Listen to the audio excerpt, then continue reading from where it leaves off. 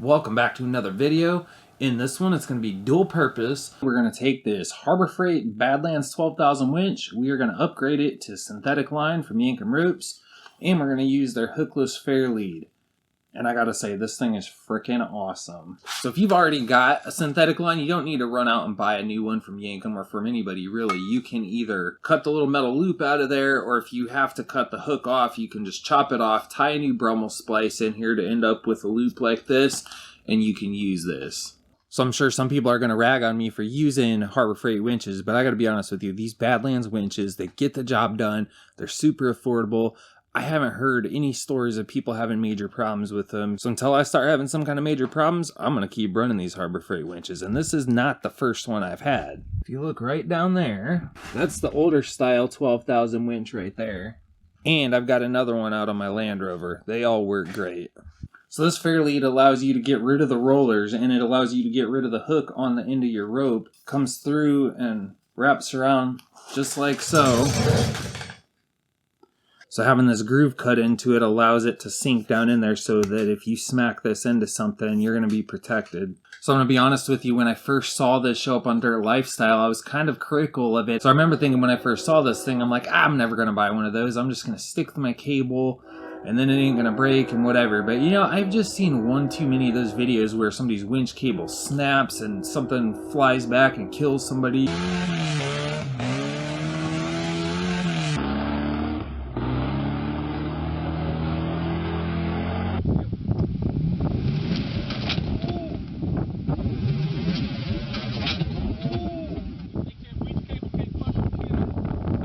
Like more recently, I saw Max Powell had a hitch ball snap off and go through the front of his radiator. And the more I see stuff like that and the older I get, the more I think it's worth the extra money to just get rid of the metal in this system.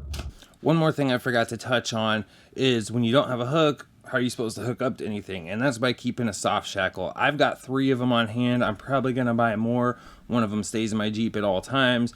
One of them stays in my recovery bag at all times. The key is having more than one of them, and that way if you break it, lose it, misplace it, then you've always got one. Even if you don't have one though, you can still use normal metal D-rings. That kind of defeats the purpose, but I'm just saying in a pinch, you know, you need to winch somebody out. More than likely they're going to have a metal D-ring on their bumper and you can still snatch them out. So I know that this winch drum does not have the provision for the synthetic line, but we're going to go ahead and spool this cable out of here, and I'll show you how to deal with that. So one of the things this Badlands winch came with was this tensioner bar with these spring-loaded, and it was supposed to help keep this winding up better and keep it from overlapping like that. And I've only got about 6 or 7 pulls on this winch. You can see it didn't work so well. And it's all chewed up from the cable rubbing on it, and I don't want it like putting nicks and tears into the new synthetic line. So I'm going to go ahead and remove this. You just have to pull these bolts out of the end, and then this piece comes out and you put these tubes back in.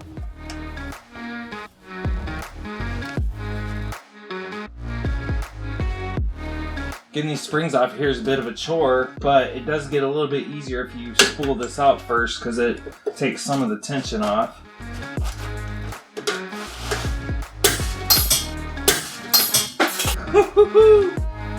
Good lordy. I don't want that to go flying like the other side just did. How do I do this without dying?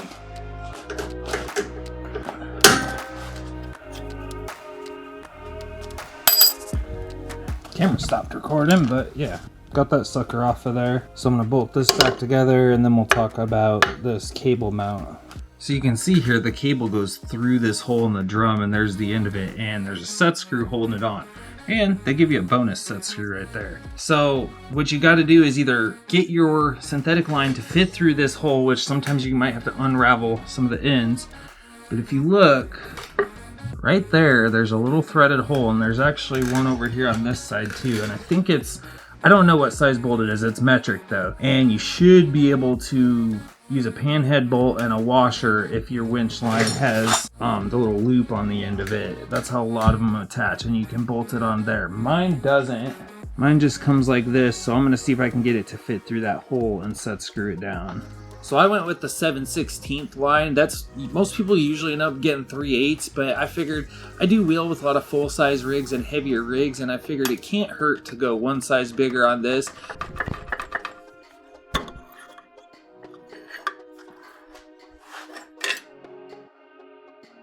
I definitely recommend hanging on to your old winch cable like that. My old winch is a mile marker 8,000 pound, and that's the one I threw on my car trailer, and that cable is beat to death. So this old cable here is going to replace that one. It's kind of like a double upgrade. Before you even think about putting that new thing on here, what you should do is feel around and see if you can find any burrs or slivers or anything that's going to damage your new rope. It does feel a little chunky, but overall I think it's fine. I'll probably just grab some sandpaper and put it on here and sand this down, just so that I know nothing's going to mess with this. It's really kind of hard to see, but there actually was two chunks of weld spatter. There's one there and one there, so I've been just filing it down because they were actually pretty sharp, and I just don't want it tearing the new line. So that's something to check out on both sides, is to see if Harbor Freight left any spatters. See a little dot right there?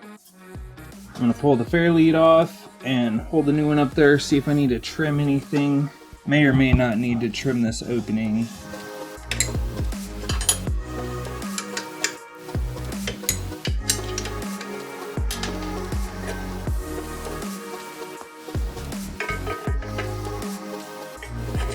I can feel some weld spatters and stuff, so I'm gonna file this edge all clean and make sure that the only thing that the rope touches is the new Fairlead.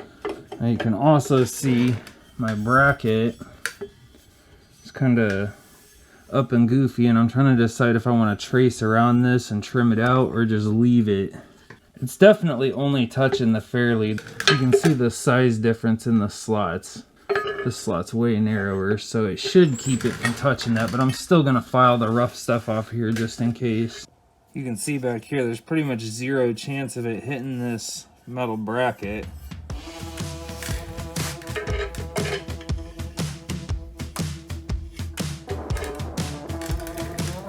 It's too close to the corners there, but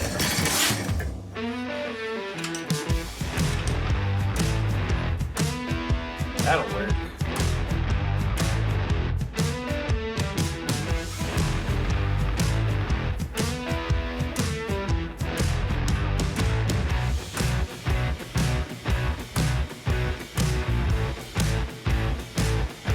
Put a fresh coat of rattle can on that Fairlead. I'm gonna let that dry and then we'll get to the install. So while that's drying, I wanted to show you guys, I also decided to pick up one of the kinetic recovery ropes from Yankum ropes, and this is the 7/8 Python, I believe. So this is actually one size bigger than what they recommended for a Jeep. But again, I wheel with a lot of full-size rigs. What's that they say, go big or go home. That's what she said.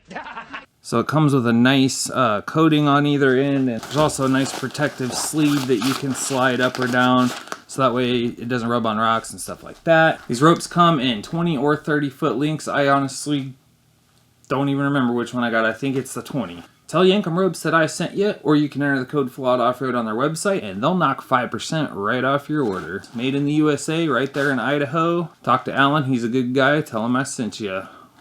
Let's see if that Fairlead's dry yet. I had modified this a while back and I welded these bolts on here and they're not long enough now. Looks like I'm gonna have to just cut these off and drill them out. Well, you can see here I went to town on this thing. I cut the opening a little bit lower. It looked like the rope was gonna come out of the bottom and rub on this before it came out the Fairleads. I had studs welded in here. I had to drill those out. That was fun. And now I found some bolts. So it's time to get this thing mounted up.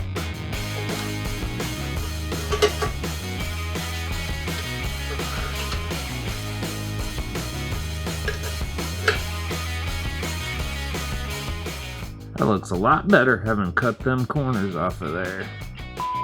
Of course, I got this all wound up on here and my camera corrupted the file of how I attached this. So I'm gonna pull it back apart so I can show you.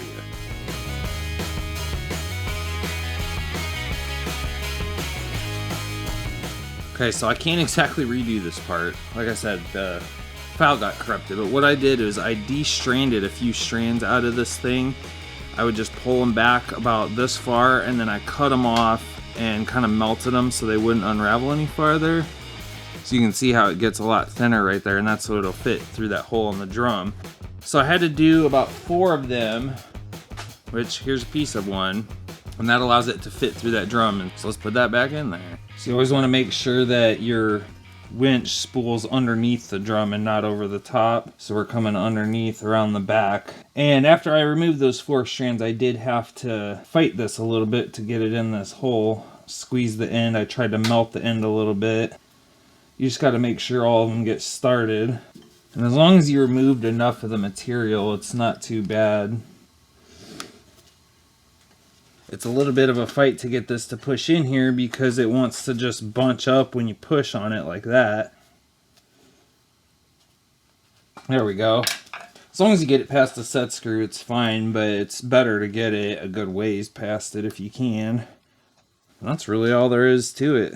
Like I said, if your winch line has a loop on it, you can bolt it to one of these threaded holes that are on either side. Otherwise, this should work just fine. Tell me that ain't a dang old slick place to put your remote.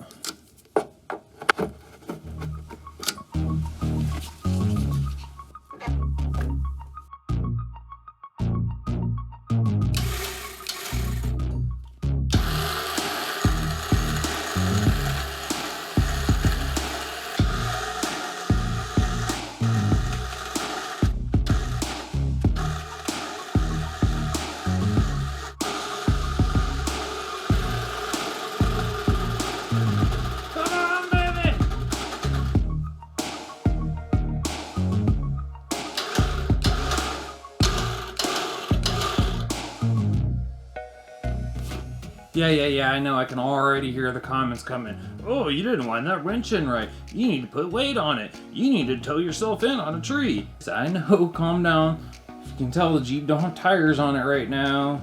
Gotta get it running first. Don't worry, I got a dead-ass Land Rover out there I can wind in as soon as I get this thing going. So if you're wondering, that was a 75-foot long rope. And judging by the amount of space I have left, I feel like you could squeak a 100-footer in here if you went with 3/8, but on 7/16, I don't know if there's room for 25 more foot in there without running into these bars really hard. Now granted, I only had hand tension on this, so it might wind up a little tighter with weight on it. So let's get a closer look at this Fairlead. So I'm going to leave some links down below to Yankum website for the Groove Fairlead, the kinetic strap, and anything else that I showed in this video. So for you, those of you guys that watch every week and you're wondering what's taking me so long to finish up this Hydro Assist project and the steering and all that kind of stuff, I've been sick for a couple of weeks. I live in Iowa, it's cold, and it's really hard to get the motivation to come outside and work when it's cold out and you're not feeling good. It hasn't been that bad, but just bad enough to where I just don't want to move when I don't have to. But you can see I've got the garage door open. It's starting to warm up, at least this week. We're gonna get this sucker done, and that will be next week's video. And then we're going and doing some wheeling, and that should be coming a few weeks after that. So thanks for sticking with me, guys. Give this one a thumbs up, and I'll see you next week.